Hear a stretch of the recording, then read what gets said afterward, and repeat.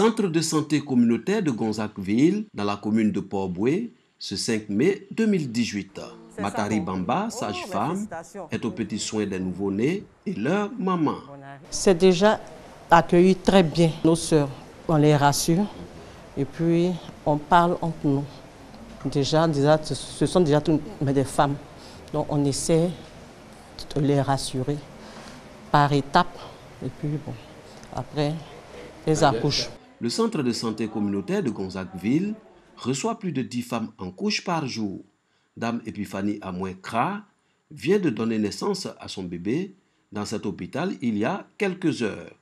Elle se réjouit de l'assistance du personnel sage-femme de service. Les sages-femmes se sont très bien occupées de moi et mon enfant. Tout a été gratuit. Je suis contente parce qu'il n'est pas dépensé. Dans les hôpitaux et centres de santé de Côte d'Ivoire, les sages-femmes aident chaque jour les femmes à donner la vie. Pour leur bravoure, elles sont célébrées le 5 mai de chaque année. En 2018, le thème de la célébration, les sages-femmes donnent l'exemple en offrant des soins de qualité. Une occasion pour l'organisation non gouvernementale, Sauvons deux vies, d'inviter les autorités sanitaires et les bailleurs de fonds à mettre l'accent sur la formation des sages-femmes pour un soin maternel de qualité. En 2012, 614 femmes sont décédées en donnant la vie et selon le rapport de la Société de gynécologie et d'obstétrique de Côte d'Ivoire. Avec toutes les sensibilisations, les plaidoyers, si vous faites une enquête caméra dans la rue, vous allez voir que vraiment les plaintes ont diminué.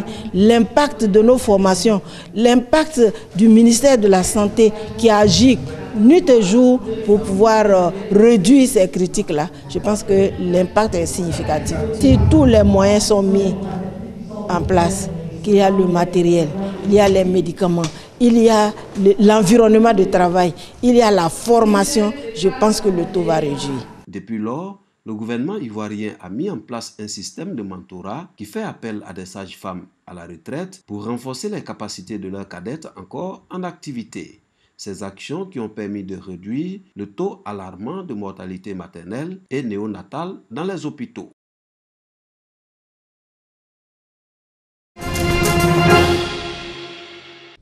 C'est ici, sur le toit de cet immeuble de 4 étages, que David Norokos a installé son quartier général, son atelier, son laboratoire. De son vrai nom, Nguessan Yao David Norokos, avec son pinceau et ses mélanges de couleurs dont il est le seul à avoir le secret, fait ce qu'il veut. Aujourd'hui, il a décidé de rendre hommage à la femme. La femme, c'est la force et la beauté. Ici, on voit des pelles qui représentent la beauté et la clarté. Et ici aussi, les colliers que vous voyez là, qui donnent la valeur à la femme, qui valorisent la femme. En un mot, la femme, c'est la vie. Débauche de génie, de temps et d'effort pour donner un visage au beau et à l'art, dans un monde où l'artiste n'est pas toujours le bienvenu. David Norokos ne s'en cache pas avec une pointe d'amertume. Quand on parle de l'art aujourd'hui en Côte d'Ivoire, tout est musique, artiste, comédien, et l'art plastique même n'est pas un sujet clé.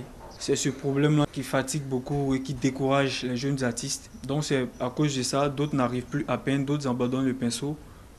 Ils abandonnent leur talent pour pouvoir prendre la route de l'Europe, aller se chercher, comme on le dit. Donc il y a ce côté-là, il faudrait qu'on considère au moins les artistes. Conscient de toutes ces peaux de banane sur son chemin, le jeune artiste peintre ivoirien de 28 ans croit en son étoile et parie sur sa passion quasiment innée de la peinture pour défier les vents contraires. David Norokos s'est même attaché les services d'un ami qui mise sur son génie. Il a la fougue en lui. Il a l'envie d'aller là où personne, ou au-delà de ce qu'il pense. Et il n'a pas peur de prendre des risques. Et il peint là où peut-être ça ne nourrit pas, mais il espère un jour que ça puisse porter. Et donc, on ne le fait pas par argent, bien par intérêt, mais on le fait parce qu'on aime véritablement. On ne le fait pas parce qu'on nous a poussés, mais on le fait parce que véritablement, on veut corriger, on veut ajouter, on veut être un plus. Et donc, c'est à ça que j'aspire. J'ai vu que, tiens, il a quelque chose vraiment que je veux. Et donc, voilà comment est-ce qu'on s'est rencontrés. Et paf, on a fait chemin ensemble. Dans la galerie où il expose régulièrement, David Norokos est fier d'avoir été choisi pour réaliser un tableau en l'honneur du petit Bouba, assassiné en début d'année. Ici, ce fond noir que vous voyez là, le fond noir représente le mal que les gens font. Il y a eu plusieurs enlèvements d'enfants et de tueries d'enfants. Mais ce petit ange qui est venu, lui, ils l'ont tué, mais pour lui, il n'est pas resté. Et il sort ce petit carré noir et blanc dans le fond noir pour dire non. Cet ancien pensionnaire du Centre technique des arts appliqués de l'INSAC a déjà exposé plusieurs fois en dehors du pays, notamment au Maroc et en France. L'un de ses maîtres jette ici un regard critique sur les œuvres de celui qu'on appelle déjà un jeune loup de la peinture ivoirienne. C'est quelqu'un qui aime travailler, qui aime bosser, qui a toujours aimé l'art. Voilà, et donc très enchanté de découvrir cela ici.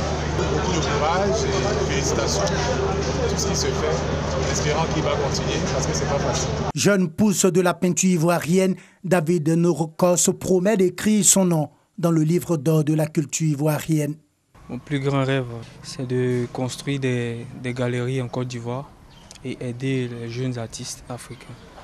Et puis apprendre aussi ce que j'ai comme don aux orphelins, aux enfants qui n'ont pas de parents et qui ont besoin d'un métier pour pouvoir vivre. Voilà. Donc c'est mon plus grand rêve. La peinture est sa vie. Ses tableaux sont une partie de lui. Avec son pinceau, ses couleurs et ses toiles, David Norokos suit son étoile qui, espère-t-il, le conduira jusqu'au sommet de son art. Coiffure, couture, mécanique, pâtisserie, électricité, le bâtiment et l'électronique. Ce sont au total 212 jeunes filles et jeunes garçons de la commune d'Ambobo qui ont été formés dans ces différents corps de métiers. Une formation rendue possible grâce au projet REV. Ce projet, initié par Save the Children, vise à lutter contre la pauvreté et cible les jeunes en situation de vulnérabilité.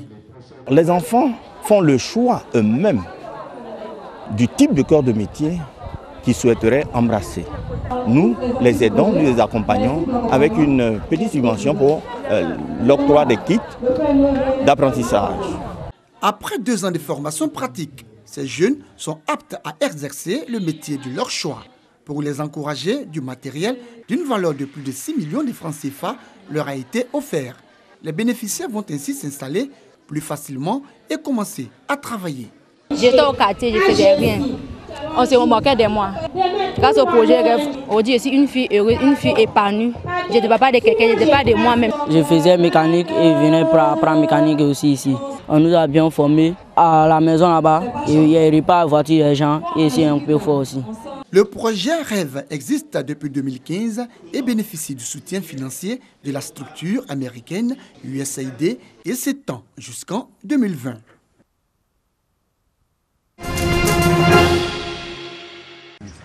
À première vue, un petit insecte inoffensif, pourtant il fait de gros dégâts. En 2 ans, la chenille légionnaire d'automne a conquis le continent et menace la sécurité alimentaire de ses habitants. Officiellement détectée en Afrique de l'Ouest en 2016, elle s'attaque surtout à la culture du maïs. Wycliffe Ngoda est fermier dans l'ouest du Kenya. Il a été fortement touché en 2017. J'ai perdu la moitié de ma récolte, donc ça représente 50% de revenus en moins. Il faut donc trouver d'autres sources de revenus extérieures. En plus, l'année dernière, le prix du maïs était au plus haut.